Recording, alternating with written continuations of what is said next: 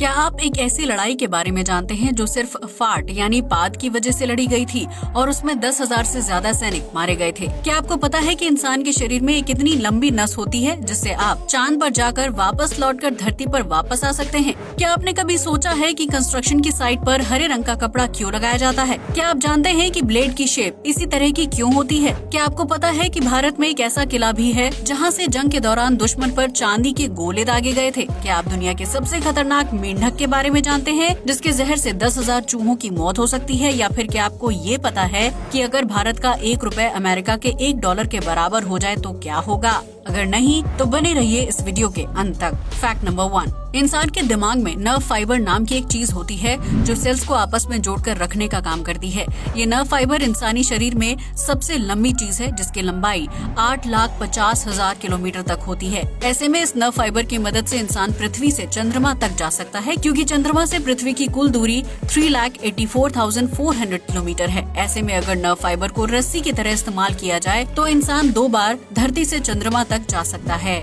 Fact number 2, भारतीय भले ही अपने कल्चर को भूलकर विदेशी संस्कृति अपना रहे हों, लेकिन विदेशी नागरिकों को भारत का पहनावा और संस्कृति बेहद पसंद आ रही है। यही वजह है कि रूस की महिलाओं ने भारतीय संस्कृति को अपनाते हुए साड़ी पहनना शुरू कर दिया है, जबकि वहाँ होली जैसे भारतीय त्योहार को भी बढ़ चढ़कर सेलिब्रेट किया जाता है। आपको ये जानकर हैरानी होगी कि साल 2021 में रूस के ज्यादातर नागरिकों ने भारतीय कल्चर को अपनाया है, जिसकी वजह से वहाँ के लोग हेलो की जगह नमस्ते कहना सीख चुके हैं। क्या आप किसी को हेलो की जगह नमस्ते बोलते हैं? अपना जवाब कमेंट सेक्शन में जरूर शेयर करें। फैक्ट नंबर 3, अगर आपने कभी ब्लेड का इस्तेमाल किया है तो आपके दिमाग में ये ख्याल भी जरूर आया होगा कि हर कंपनी एक ही आकार की ब्लेड का निर्माण क्यों करती है। इस सवाल का जवाब जानने के लिए हमें इतिहास में थोड़ा पीछे जाना होगा, जब साल 1901 में जिलेट कंपनी ने पहली बार ब्लेड और रेजर का निर्माण किया था।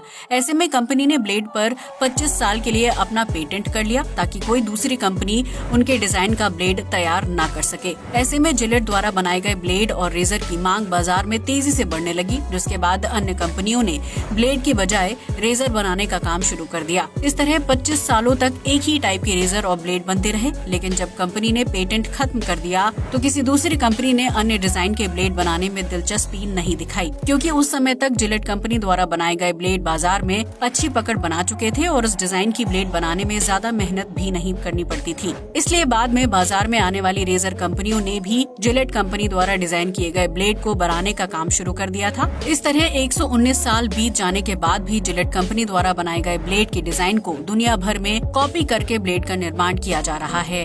फैक्ट नंबर 4, प्राचीन काल में राजा महाराजाओं के बीच राज्यों को हथियाने के लिए युद्ध हुआ करता था, लेकिन इतिहास में एक ऐसी भी लड़ाई लड़ी गई थी जो सिर्फ एक फाट यानी पाद की वजह से शुरू हुई थी। जी हाँ, आपने बिल्कुल सही सुना। प्राचीन काल में रोम साम्राज्य में एक सैनिक ने राजा के सामने गलती से फाट कर दिया था। राजा को सैनिक की ये हरकत बहुत ही अपमानजनक लगी और उसने सैनिक को सजा सुना दी।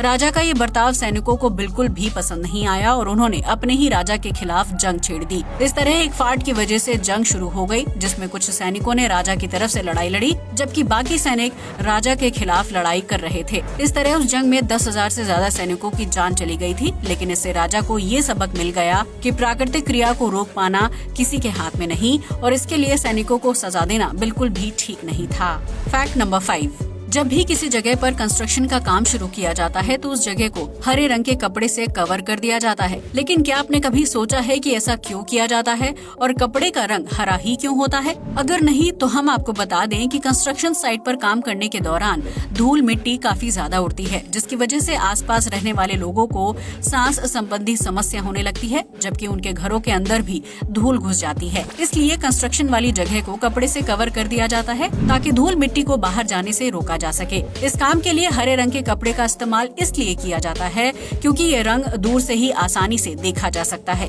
इसके अलावा रात के समय हरे रंग पर जरा सी रोशनी पड़ने पर ही वो रिफ्लेक्ट होने लगता है, जिसकी वजह से रात के समय भी कंस्ट्रक्शन साइट को देखना आसान हो जाता है और किसी तरह का हादसा भी नहीं होता है।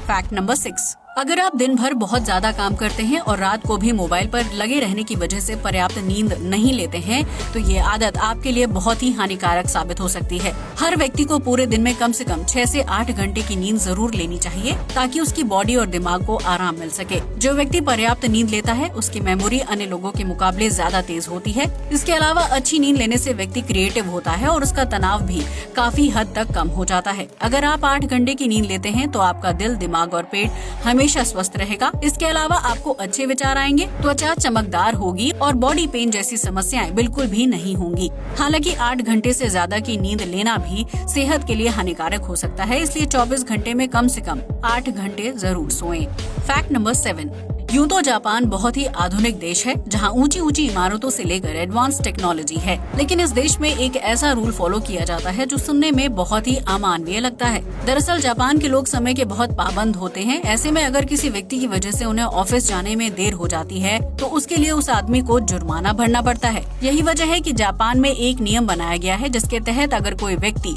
ट्रेन के आगे कूदकर आत्महत्या करने की कोशिश करता है और उसकी मौत हो जाती है, तो उसके परिवार को इस काम के लिए जुर्माना भरना पड़ेगा। ऐसा इसलिए किया जाता है क्योंकि ट्रेन के आगे कूदकर आत्महत्या करने पर ट्रेन लेट हो जाती है, जिसकी वजह से उस ट्रेन में सवार यात्रियों को ऑफिस समेत अन्य कामों के लिए देरी हो जाती है। इसलिए जापान में ट्रेन के आगे कूदकर आत्महत्या करना कानूनन अपराध है और इसके लिए मृतक के घर वालों को जुर्माना भरना पड़ता है।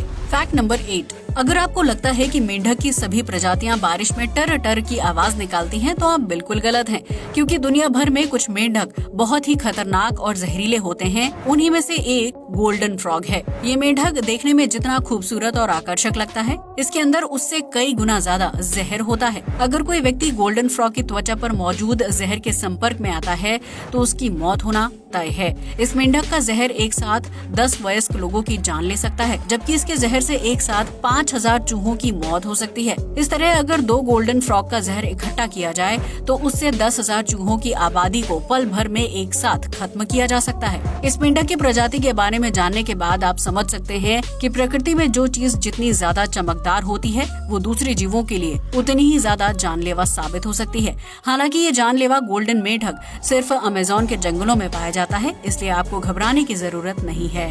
Fact number 9। ये तो हम सभी जानते हैं कि एक अमेरिकी डॉलर की कीमत भारत में 78 रुपए के आसपास है, जिसकी वजह से भारतीय नागरिक अमेरिका में जाकर पैसा कमाना चाहते हैं। लेकिन क्या आपने कभी सोचा है कि क्या होगा अगर 1 रुपए की कीमत 1 डॉलर के बराबर हो जाए? तो ज्यादातर भारतीय 78 गुना तक अमीर हो जाएंगे। लेकिन रुपए की कीमत बढ़ जाने की वजह से भारत को काफी ज्यादा नुकसान भी झेलना पड़ेगा, जिसकी वजह से भारत का रूप रंग पूरी तरह से बदल जाएगा। ये तो सच है कि रुपए की कीमत बढ़ने से भारतीयों के पास जो पैसा होगा, उसकी कीमत भी कई गुना बढ़ जाएगी। ऐसे में भारत की गिनती दुनिया के अमीर देशों में होने लगेगी, जिसकी वजह से यहाँ मामूली से मामूली चीज की कीमत भी कई गुना तक बढ़ जाएगी। उस स्थिति में भारत से निर्यात यानी बाहर जाने वाले सामान की मांग कम हो जाएगी, क्योंकि उसकी कीमत में अचानक से उछाल आ जाएगा।